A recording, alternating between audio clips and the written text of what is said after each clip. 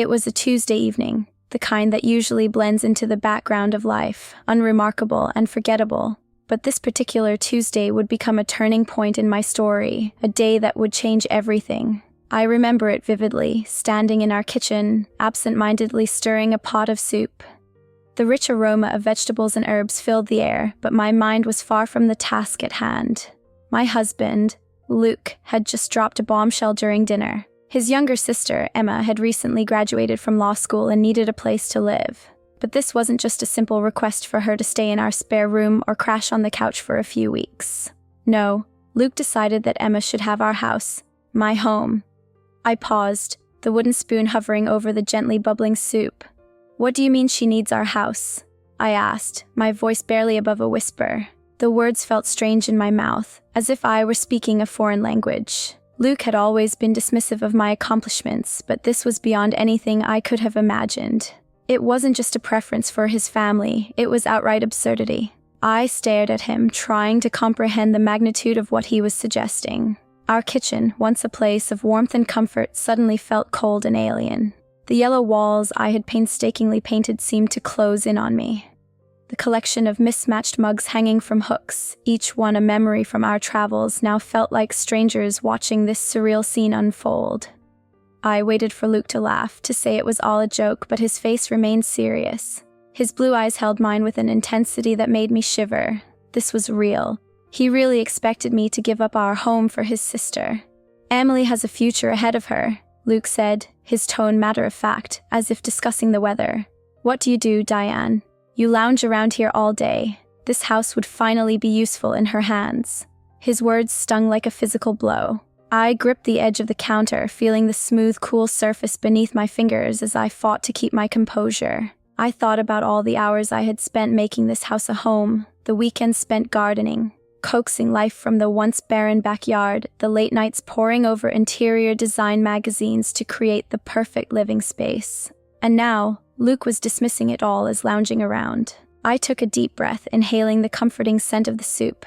It reminded me of my grandmother who had taught me this recipe, the same grandmother who had left me this house in her will long before Luke and I were married.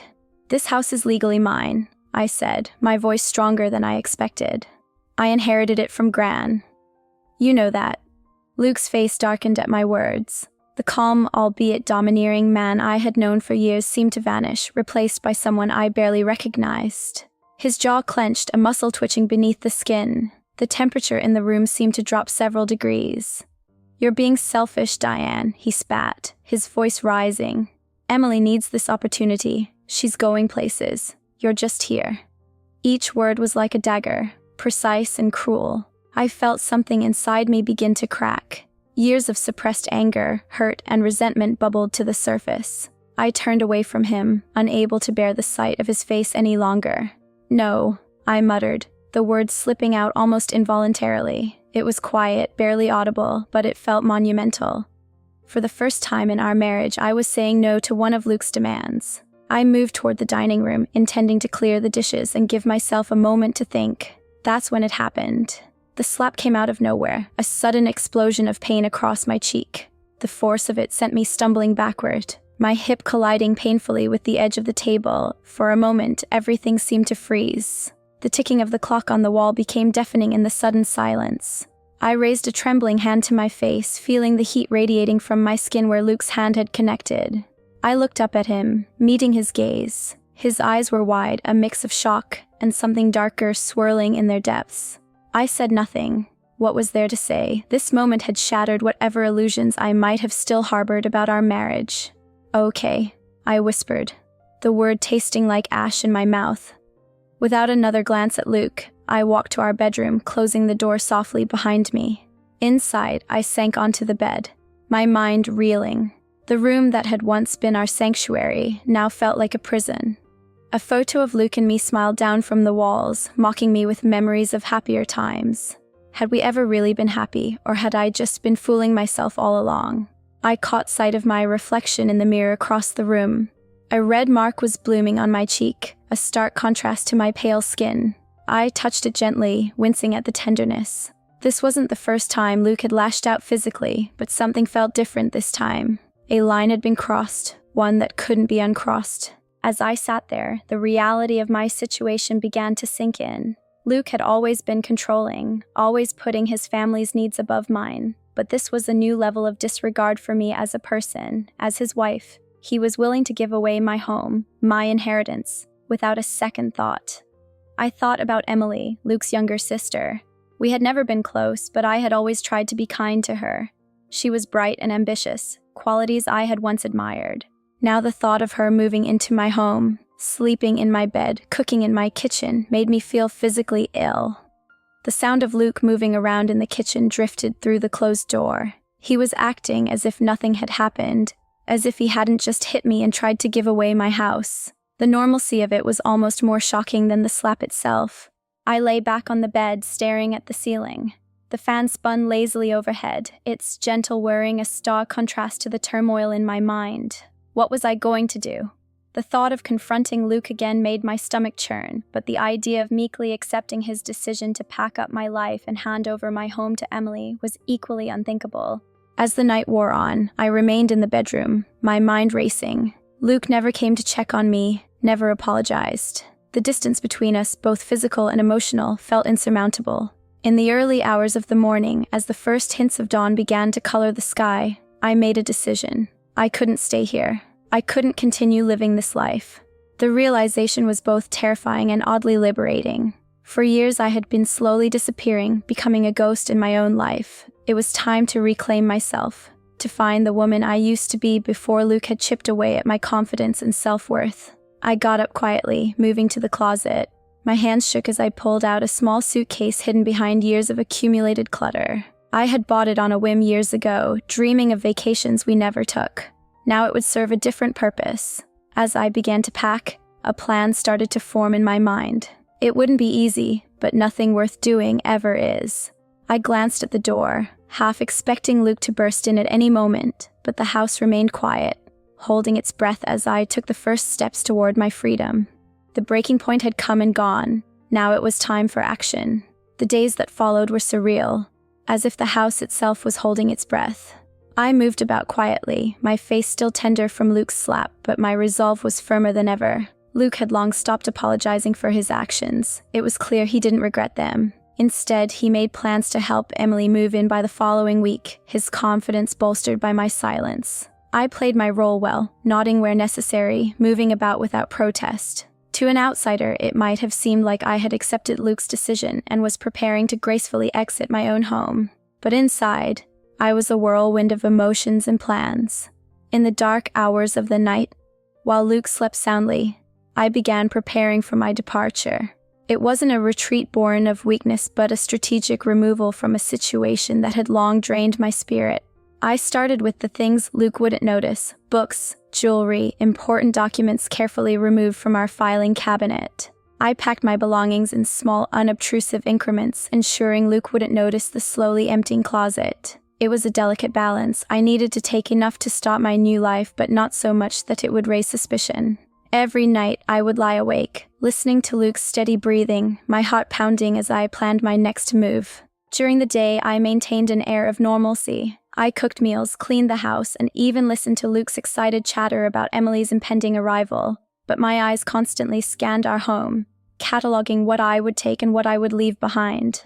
The house which once held so much warmth for me, family photos, heirlooms, years of careful care and love, no longer felt like it belonged to me. As I dusted the mantelpiece, my fingers lingering on the frame of our wedding photo, I felt a pang of sadness, not for the loss of Luke or our marriage, but for the life I had thought we were building together. I remember standing in the kitchen one afternoon, washing dishes as I had done countless times before. The sunlight streamed through the window, catching on my grandmother's old china displayed in the cabinet. I had always loved those dishes, with their delicate blue pattern. Now I wondered if Emily would use them, if she would know the stories behind each chip and crack. As I dried my hands, I caught sight of my reflection in the window. The bruise on my cheek had faded to a sickly yellow, but the memory of that night was still fresh. I touched my face gently, feeling a surge of determination. I wouldn't let this be my story. I wouldn't let Luke's actions define me. That night, I made my first concrete move toward freedom. While Luke was engrossed in a football game, I slipped into our home office and logged into our joint bank account with shaking hands. I transferred a significant portion of our savings into a new account I had secretly opened. It wasn't everything. I wasn't trying to bankrupt Luke, but it was enough to give me a start in my new life. As the days passed, I became hyper-aware of Luke's presence in the house. Every footstep, every door closing, every sigh set my nerves on edge. I was terrified he would discover my plans before I was ready. But Luke, caught up in his excitement about Emily's arrival, seemed oblivious to the changes happening right under his nose. One evening, about 5 days after Luke's announcement, I overheard him on the phone with Emily. He was in his study, the door slightly ajar, his voice carrying down the hallway. "Everything's set, Em," he was saying, his tone jovial. "Diane's been great about the whole thing. I told you she'd come around." I leaned against the wall, my heart pounding. Luke's words confirmed what I had suspected. He had no idea of the storm brewing inside me. In his mind, I was the compliant wife, always ready to bend to his will. The urge to burst into the room and confront him was almost overwhelming, but I held back, reminding myself of my plan. Patience, I told myself. Just a little longer. That night, I lay awake long after Luke had fallen asleep. The moonlight filtered through the curtains, casting strange shadows on the walls. I thought about the life I was leaving behind, the good and the bad. I thought about the friends I'd have to say goodbye to, the neighbors who had become like family. Would they understand why I had to leave, or would Luke's version of events paint me as the villain? As dawn broke, I made my final preparations. I had already packed most of my clothes and personal items into my car bit by bit over the past few days. Now I just had a few last things to take care of. I wrote a letter to my closest friend Sarah explaining everything. I asked her to look out for a package I would mail to her containing some of my most precious possessions, things I couldn't risk Luke finding if he somehow intercepted my departure. I sealed the letter and slipped it into my purse, planning to mail it on my way out of town. Next, I went through the house one last time, saying a silent goodbye to each room. In the living room, I paused by the bookshelf, running my fingers along the spines of the books we had collected over the years. So many memories were tied up in these pages. I selected a few favorites to take with me, carefully packing them into a small box. In the kitchen, I hesitated by the china cabinet. My grandmother's dishes gleamed in the early morning light. For a moment, I considered taking them, but something stopped me. Let Emily have them, I thought. Let her wonder about their history, about the woman who once cherished them. As the sun rose higher in the sky, I knew it was time. Luke would be waking up soon for work, and I had to be gone before then. I took one last look around the bedroom, my eyes landing on Luke's sleeping form. Despite everything, a part of me ached at the sight of him. We had shared so much in this room, laughter, tears, dreams for the future. But those dreams had turned to dust, blown away by years of small cruelties and one final, unforgivable act. I picked up my purse and the small box of books, then made my way downstairs. At the front door, I paused, my hand hovering over the polished wood. This was it, the moment of no return. A bittersweet smile played on my lips as I turned the lock for the last time. But I wasn't quite finished. There was one last thing to do. I sat at the kitchen table and wrote a single note. It was short, firm, and I knew it would be devastating. I left it on the counter for Luke to find, propped against the coffee maker where I knew he'd see it first thing. Then, without looking back, I walked out of the house and into the cool morning air. The street was quiet, most of my neighbors still asleep or just beginning to stir. I got into my car, which was parked a block away to avoid suspicion, and started the engine. As I drove away, I caught a glimpse of our house, no, Luke's house now, in the rearview mirror. It looked the same as it always had. The blue shutters I had painstakingly painted last summer, the flower boxes bursting with color, the welcome mat that proclaimed "Home Sweet Home" in cheery letters. But for me, it was no longer home. Home was somewhere ahead of me now, a place I had yet to find. I took a deep breath, feeling a mix of fear and exhilaration. The road stretched out before me, full of possibilities. I didn't know exactly where I was going or what challenges lay ahead, but I knew one thing for certain. I was free, and that was enough for now. As the familiar streets of my neighborhood gave way to the highway, I felt a weight lifting from my shoulders.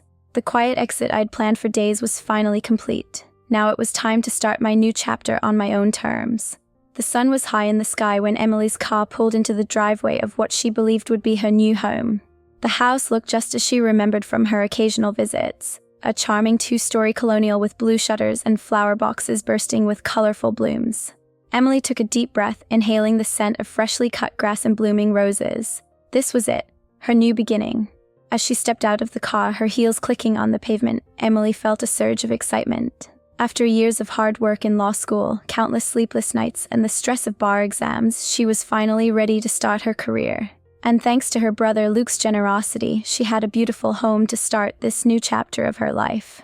Emily! Luke's voice boomed across the yard as he emerged from the front door, a broad grin on his face. Welcome home, sis? Emily rushed forward, throwing her arms around her brother. Thank you so much for this. I still can't believe it's real. Luke chuckled, patting her back. Believe it, kiddo. You've earned it. Now let's get you settled in. As they walked into the house, Emily's eyes darted around, taking in every detail. The entryway was bright and welcoming, with an elegant mirror hanging on one wall and a small table adorned with a vase of fresh flowers on the other. The hardwood floors gleamed in the sunlight streaming through the windows.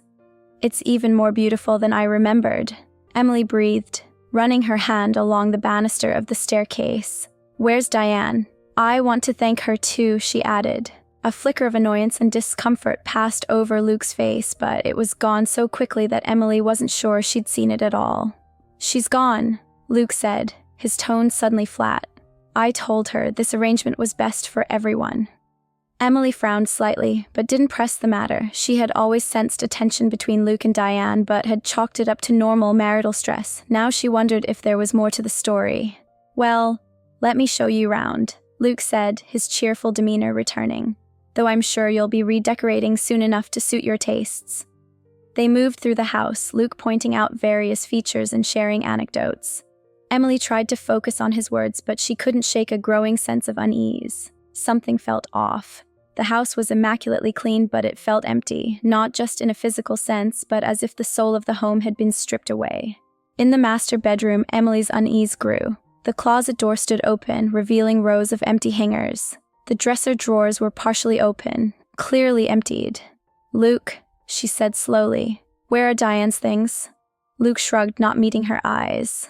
She took what she needed, said she wanted to make room for you. Emily's excitement was rapidly giving way to confusion and a gnawing sense of guilt. This didn't feel right. She had been so caught up in her own joy at having a place to live that she hadn't stopped to consider what it meant for Diane. Luke, are you sure Diane was okay with this? Maybe I should find my own place. Don't be ridiculous, Luke cut her off, his tone sharp. This is your home now. Diane understood that this was best for everyone. Now why don't you start unpacking? I'll order us some dinner. Still uneasy, Emily nodded and began the process of moving in. She brought in her suitcases from the car, feeling strange as she hung her clothes in the closet that had so recently held Diane's belongings. As she arranged her toiletries in the bathroom, she couldn't help but notice the single toothbrush in the holder and the empty spaces where Diane's products had once stood. The house felt like a stage set. Everything arranged perfectly but lacking the warmth of a real home. Emily tried to shake off the feeling, telling herself she was being silly. This was a wonderful opportunity. She should be grateful, not questioning her brother's generosity. As the afternoon wore on, Emily continued to settle in. She arranged her law books on the shelves in the study, set up her laptop on the desk, and pinned her law school diploma to the wall with a sense of pride. This was what she had worked so hard for, a successful career, a beautiful home. So why did it all feel so wrong? The sound of the doorbell startled her from her thoughts. I'll get it, she called out to Luke, who was in the kitchen. Emily opened the front door to find a middle-aged woman standing on the porch, a covered dish in her hands. Oh, the woman said, clearly surprised. I'm sorry. I was expecting Diane. I'm Margaret from next door. I brought over a casserole. I always make extra on Wednesdays, and Diane usually... Emily's heart sank. I'm Emily, Luke's sister. I'm staying here now. Diane's gone. Margaret's face went through a series of expressions. Surprise, confusion, and then something that looked like understanding tinged with sadness. I see, she said quietly. Well, welcome to the neighborhood. I hope you'll enjoy the casserole. As Emily took the dish, she couldn't help but notice the way Margaret's eyes darted past her, searching the house behind her. Thank you. Emily said, feeling increasingly uncomfortable. "It's very kind of you." Margaret nodded, her smile not quite reaching her eyes. "If you need anything, we're just next door, and if you hear from Diane, well, tell her we're thinking of her." As Margaret walked away, Emily closed the door, leaning against it with a sigh. The casserole felt heavy in her hands, a tangible reminder of the life she had displaced. She carried it to the kitchen, where Luke was scrolling through his phone. "Who was that?" he asked without looking up. "The neighbor, Margaret. She brought a casserole for Diane." Emily set the dish on the counter. "Luke, I think we need to talk about—" Luke interrupted, his eyes lighting up as he looked at his phone. "The movers can come tomorrow to get the rest of Diane's things. We'll have the place fully yours in no time." Emily opened her mouth to protest, to ask more questions about Diane's sudden departure, but Luke was already moving on, chattering about dinner options and plans for the weekend. She felt swept along in his enthusiasm, her doubts pushed aside once again. As evening fell, Emily found herself in the kitchen, searching for plates to serve dinner. She opened cabinet after cabinet, each one revealing neatly organized dishes and glassware.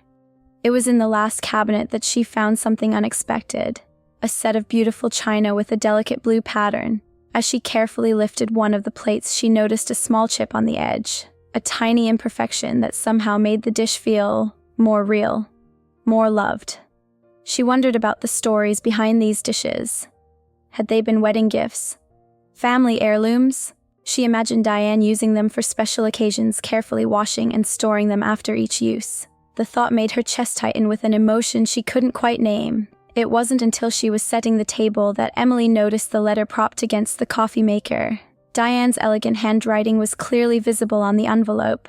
"Luke!" she called out, excitement bubbling up inside her. "There's a letter here for me." She thought it must be a kind gesture from Diane, a welcome note perhaps, or some advice for starting her new life in this home. Emily's fingers trembled slightly as she picked up the envelope. This was it. Confirmation that Diane was truly okay with this arrangement, that Emily wasn't an intruder in someone else's life. But as she unfolded the letter and began to read, her heart sank. The words on the page were not at all what she had expected. Diane's tone was calm and measured, but there was an undercurrent of cold fury that made Emily's blood run cold. "Dear Emily," it began, "you've always had the world handed to you on a silver platter courtesy of your brother, but this house, it was never his to give, and it never will be. As the sole owner of this property, let me clarify my intentions. You will not live here, and neither will he. There is no generosity left to give after years of exploitation. The house has been sold. The new owners move in tomorrow. Consider this my final gift to a family that has taken far more than it ever deserved." Emily gasped, the letter slipping from her trembling fingers. "Luke!" she cried out, her voice shaking. Luke appeared in the doorway, his face flushed with anger as he snatched the letter from Emily's hands. His eyes scanned the page, darkening with each word. "What the hell does she mean, sold?" he roared, crumpling the paper in his fist.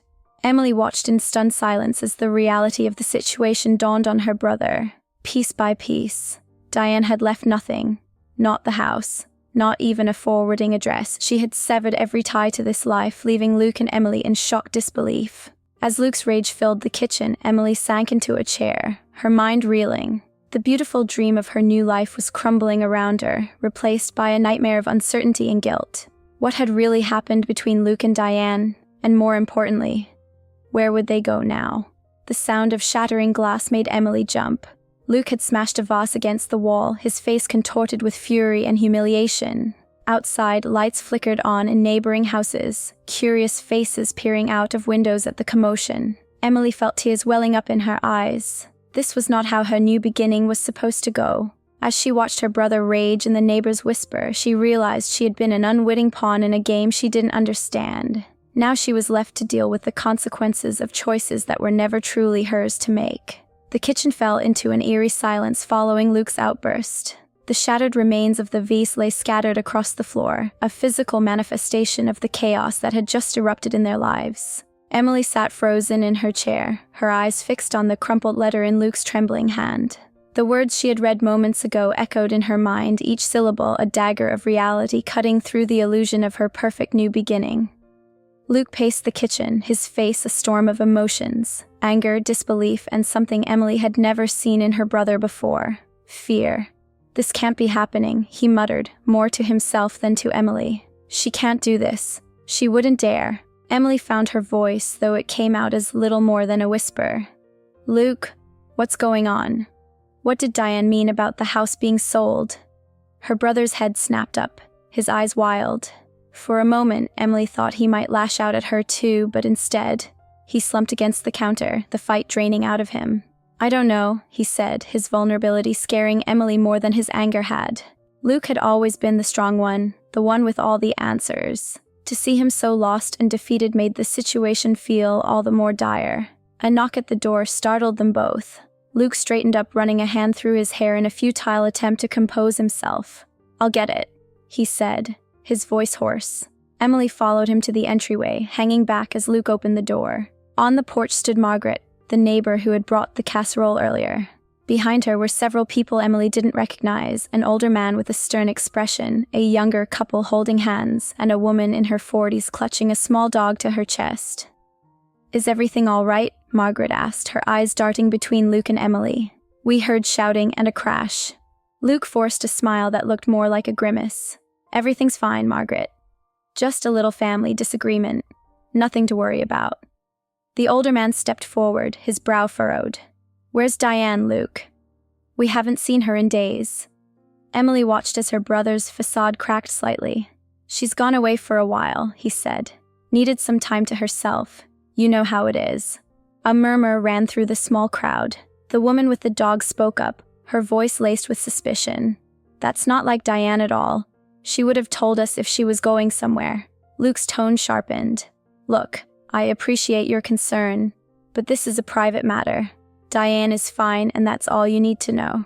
The neighbors exchanged glances, clearly unconvinced. Emily felt a surge of sympathy for them. They were worried about their friend, and Luke's evasiveness was only fueling their concerns. "I'm sorry," Emily said, stepping forward.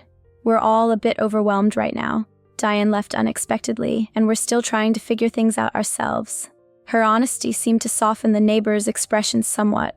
Margaret reached out and squeezed Emily's hand.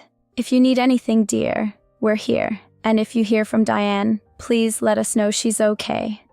As the group reluctantly dispersed, Emily closed the door and leaned against it with a sigh. "Luke, we need to talk about this.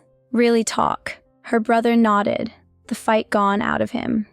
They made their way back to the kitchen, carefully stepping around the broken glass. Emily began to clean up the mess while Luke retrieved the letter, smoothing it out on the table. "Read it to me," Emily said softly. "All of it. Maybe we missed something."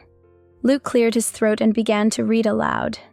As Diane's words filled the air, a chill ran down Emily's spine. The letter was more than just a goodbye. It was an indictment. Years of resentment, of feeling used and undervalued, poured out in carefully chosen words. Diane spoke of Luke's controlling nature, of feeling like a ghost in her own home. She detailed the gradual erosion of her self-worth and the constant prioritization of Luke's family over her needs. When Luke's voice faltered, Emily glanced up to see tears in her brother's eyes. It was a shocking sight. She had never seen Luke cry before. I didn't know she felt this way," he said, his voice barely audible. Emily felt a complex mix of emotions swirling inside her. Anger at Luke for his treatment of Diane, guilt for her own role in this mess, and deep sadness for the pain that had clearly been festering in this family for years. "Luke," she said gently, "did you really think Diane would be okay with giving up her home, her inheritance?" His shoulders slumped. I don't know what I thought, that she'd understand that family comes first. But Diane was family too," Emily pointed out. He didn't respond, his eyes fixed on the letter. Emily read over his shoulder, focusing on the part about the house being sold. "Luke, is this true? Could Diane really have sold the house?" He nodded slowly. "The house was hers, an inheritance from her grandmother. I always resented that, I guess. I felt like she had one foot out the door." The irony of his words wasn't lost on Emily. By trying to control Diane and tie her more firmly to him by giving away her home, Luke had instead pushed her to leave entirely. As the reality of their situation sank in, Emily felt a wave of panic. What are we going to do? Where are we going to go? Luke stood up abruptly, his chair scraping against the floor. No, this isn't happening. She can't do this to us. To you. I'm calling our lawyer. Emily watched as her brother stormed out of the kitchen, phone in hand. She turned back to the letter, reading it again more carefully. Something about Diane's words snagged at her. This wasn't a spur-of-the-moment decision. Diane had planned this meticulously, probably for weeks or even months. As she pondered this, Emily's eyes fell on the china cabinet. The beautiful blue-patterned dishes she had admired earlier now seemed to mock her. They were Diane's, of course. Family heirlooms, most likely. Emily wondered if Diane had considered taking them or if leaving them behind was part of her final message to Luke. The sound of Luke's raised voice drifted from the study. Emily could make out fragments of the conversation, legal terms, threats of lawsuits, demands for information. But underlying it all was a note of desperation that made her heart ache. She stood up, drawn to the window. Outside, the neighborhood was quiet, but she could see lights on in several houses. Were the neighbors talking about them, speculating about what had happened to make Diane leave so suddenly? Emily felt exposed, as if the walls of the house had suddenly become transparent. A car drove slowly down the street, and Emily tensed. Was it the new owners coming to claim their property, or perhaps Diane having second thoughts? But the car moved on, and Emily let out a breath she hadn't realized she was holding. Luke's voice rose again, and this time Emily could clearly hear his words. What do you mean it's ironclad? There has to be something we can do. Emily sank back into her chair, the weight of their situation pressing down on her. This house, which just hours ago had represented her bright future, now felt like a trap. Every corner held a memory that wasn't hers. Every surface a reminder of the woman whose life she had unknowingly disrupted. As the night wore on, Emily and Luke remained in a state of suspended animation. They moved around the house like ghosts, unable to settle, unable to plan. The letter lay on the kitchen table, a silent accusation that neither of them could bear to touch again. Around midnight, exhaustion finally overtook them. Luke collapsed onto the couch in the living room while Emily retreated to the guest bedroom. She couldn't bring herself to sleep in Diane's bed. It felt too much like an invasion. As she lay in the unfamiliar bed staring at the ceiling, Emily's mind raced. How had everything gone so wrong so quickly? Just that morning, she'd been full of hope and excitement for her new life. Now she felt adrift, her future as uncertain as it had been the day she graduated from law school. She thought about Diane, wondering where she was now. Was she feeling triumphant, relieved? Or was there a part of her that regretted her decision? Emily couldn't help but admire the older woman's courage even as she grappled with the consequences of her actions. As the first light of dawn began to creep through the curtains, Emily made a decision. She couldn't stay in this house built on resentment and misunderstanding. Whatever happened next, she knew she needed to forge her own path, separate from the tangled web of her brother's marriage. With this resolution came a small measure of peace. Emily closed her eyes, finally drifting into a fitful sleep. Tomorrow would bring new challenges, but for now, she allowed herself to rest. The weight of Diane's letter finally lifted from her shoulders. In the quiet of the early morning, the house seemed to exhale as if relieved to have its secrets finally brought to light. The letter on the kitchen table fluttered slightly in the breeze from an open window, its job done, its message delivered. The next chapter of this family story was yet to be written, but one thing was certain. Nothing would ever be the same again. The harsh light of morning brought no relief to Luke and Emily as they stumbled into the kitchen, bleary-eyed and disoriented. The reality of their situation hit them anew. The letter still lay on the table, a silent reminder of the upheaval in their lives. Luke reached for the coffee maker, his movements mechanical. "I couldn't sleep," he muttered, not meeting Emily's eyes. "I kept thinking there must be some way out of this." Emily sank into a chair, watching her brother. The anger from last night seemed to have drained out of him, leaving behind a shell of the confident man she knew. "What did the lawyer say?" she asked, dreading the answer. Luke's shoulders slumped as he turned to face her. "Coffee forgotten. It's ironclad," he said, his voice barely above a whisper. Diane owned the house outright. Of those words hung in the air between them, and Emily felt a lump forming in her throat. "So what do we do now?" Before Luke could answer, a knock at the door made them both jump.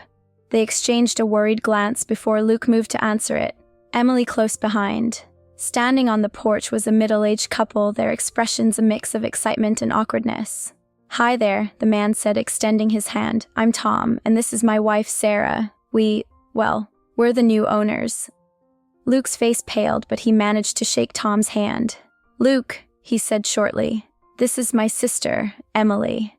Sarah's eyes darted between them, her smile faltering. We're so sorry for the confusion. When we bought the house, we were told it would be vacant. We had no idea. Emily stepped forward, plastering on a smile she didn't feel. And it's not your fault, she said, surprising herself with how steady her voice sounded. We're the ones who should apologize. We'll be out of your way as soon as possible. Tom nodded, clearly relieved. We appreciate that. We don't want to rush you, but we were hoping to start moving in today. Our lease on our apartment ends tomorrow, and we've got movers scheduled.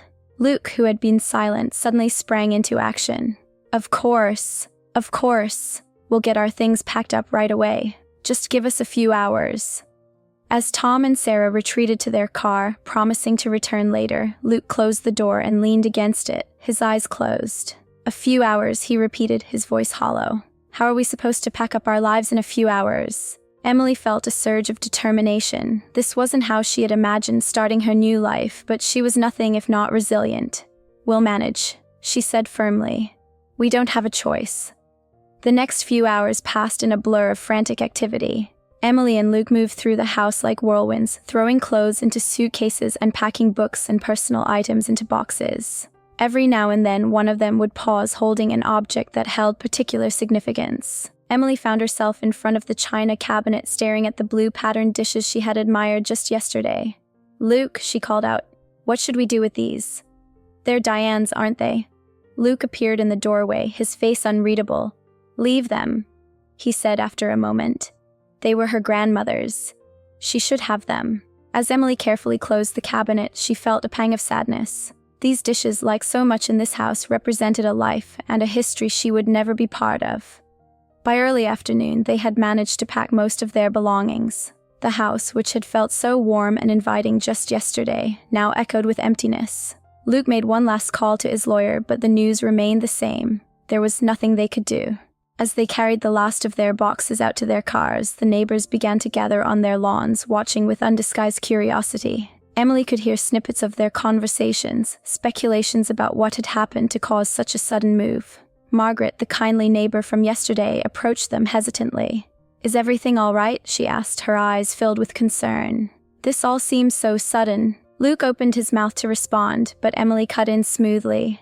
We've had a change of plans, she said, forcing a smile. Sometimes life takes unexpected turns, you know. Margaret nodded, though she didn't look convinced. Well, if you need anything at all, you know where to find us. As they finished loading their cars, Tom and Sarah pulled up in a moving truck close behind. The contrast between their excitement and Luke and Emily's dejection was palpable. All set? Tom asked, caught between sympathy and eagerness to start moving in. Luke nodded tersely, handing over the keys. It's all yours, he said, his voice flat. Enjoy the house. As Tom and Sarah began directing the movers, Luke and Emily stood on the sidewalk, watching as strangers filled the space that had held their hopes and dreams just hours ago.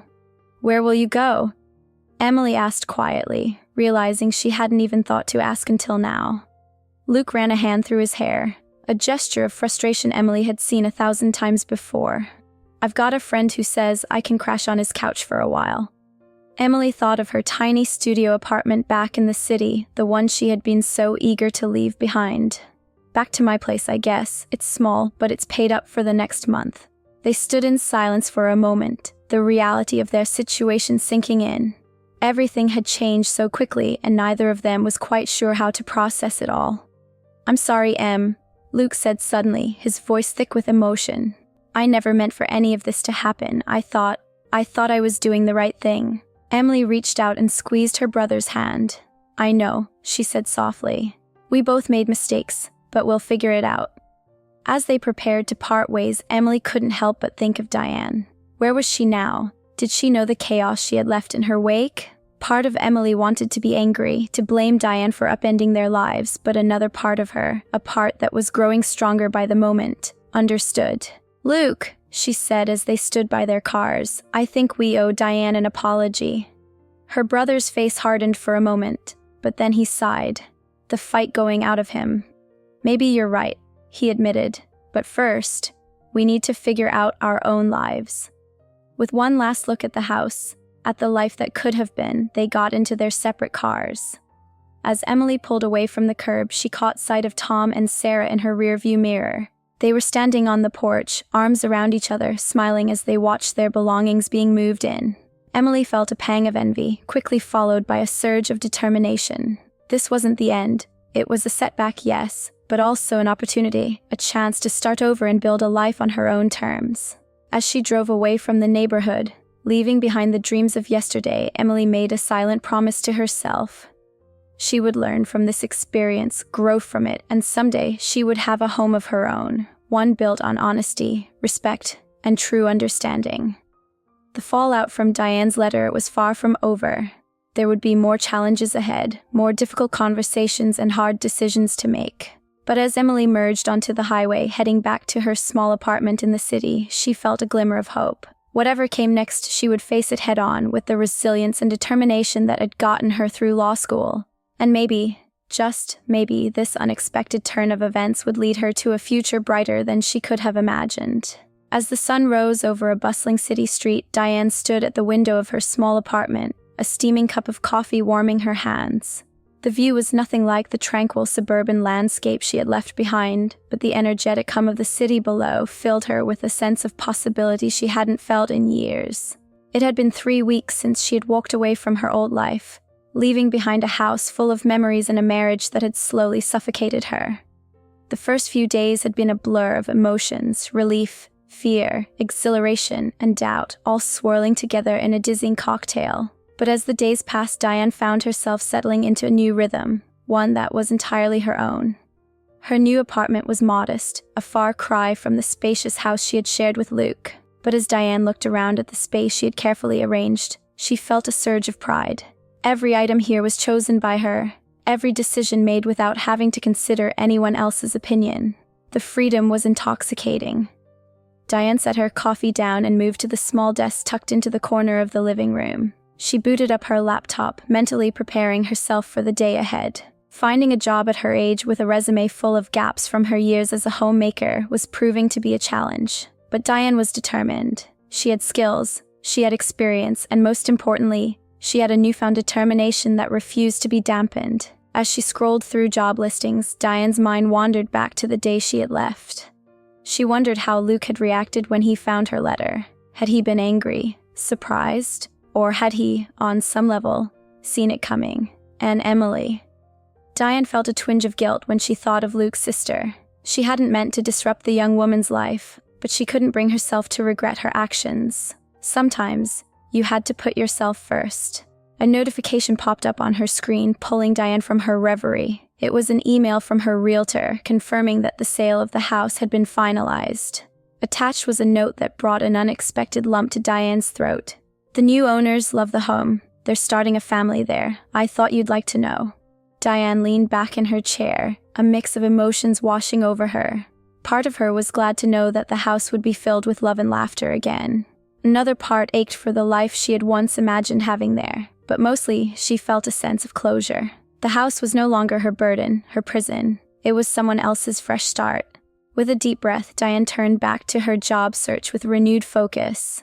By mid-morning, she had submitted applications to several local businesses and nonprofits. Just as she was about to close her laptop, an ad caught her eye. Volunteers needed at community center. Help empower women in need. Something about the ad resonated with Diane. Before she could second-guess herself, she picked up her phone and dialed the number listed. An hour later, Diane found herself standing in front of a weathered brick building, nervousness and excitement battling in her stomach. The woman who greeted her at the door had a warm smile that immediately put Diane at ease. "You must be Diane," she said, extending her hand. "I'm Gloria. We're so glad you called. We can always use more help around here."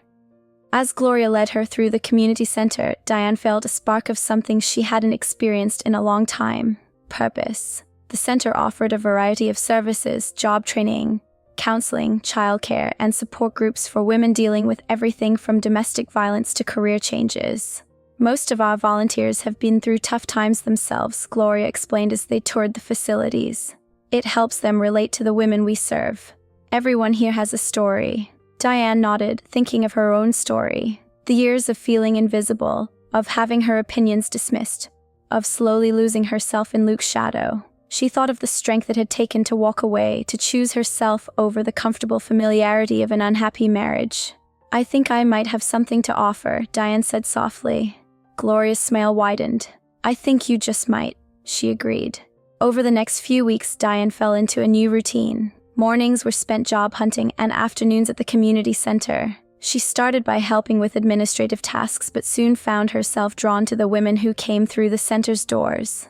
Each story she heard resonated with her own experience in some way, and Diane found that sharing her own journey often helped others find the courage to make changes in their lives. One afternoon, as Diane was helping a young mother fill out job applications, she caught a glimpse of herself in a mirror hanging on the wall. The woman looking back at her was different from the one who had left that suburban house a month ago. This Diane stood taller, her eyes brighter, her smile more genuine. The bruises Luke had left, both physical and emotional, were fading. That evening, as Diane walked home from the community center, she took a detour through a small park. The sun was setting, painting the sky in brilliant shades of orange and pink. Diane sat on a bench, watching as dog walkers and joggers passed by, each absorbed in their own little worlds. For the first time since she had left, Diane allowed herself to really think about Luke and the life she had left behind. She wondered if he had tried to contact her, if he had finally understood why she had to leave. Part of her hoped he had, that maybe her actions had forced him to confront his own behavior, but another part of her realized that it didn't really matter anymore. Luke's journey was his own now, just as this new life was hers.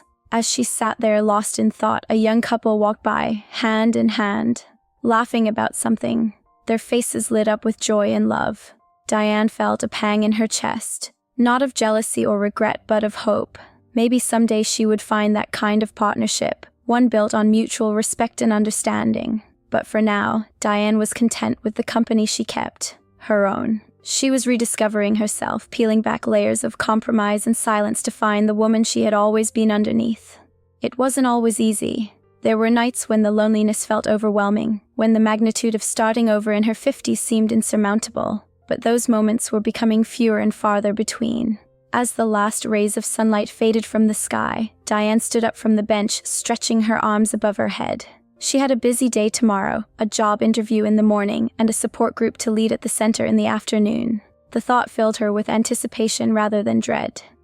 Walking back to her apartment, Diane felt a sense of peace settle over her. The city around her was alive with possibilities, each street a potential new adventure. She wasn't naive enough to think that everything would be smooth sailing from here on out. There would be challenges, setbacks, and moments of doubt.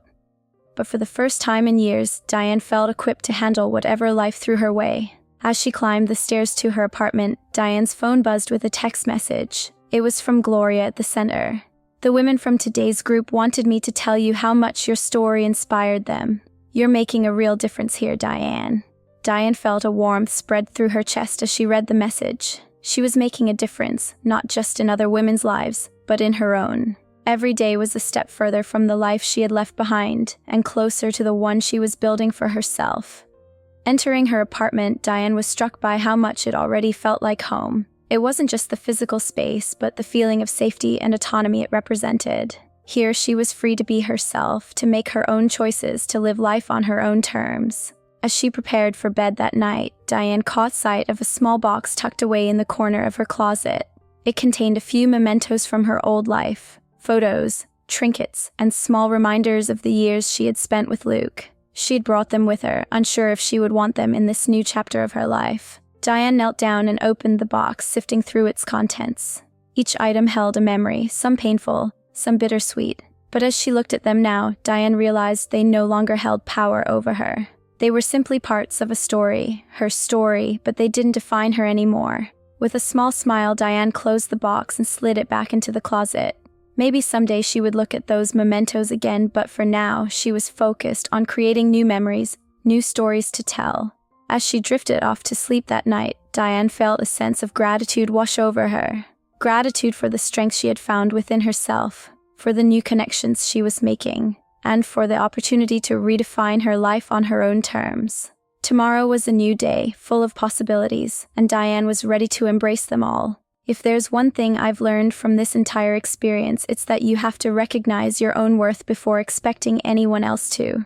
I spent years shrinking myself, prioritizing others' needs while ignoring my own, and for what? The moment I stood up for myself, I saw how quickly those who claimed to care for me were willing to cast me aside. If you're stuck in a situation where you're being undervalued, ignored, or controlled, please hear me. You don't have to stay. You are not obligated to set yourself on fire to keep others warm. Walking away is hard, terrifying even, but what's waiting on the other side? Freedom, growth, a life where you make the choices. If you're hesitating, take the first small step. It might just lead you somewhere incredible. You deserve to be happy, not just tolerated. Thank you for listening to my story. Good luck.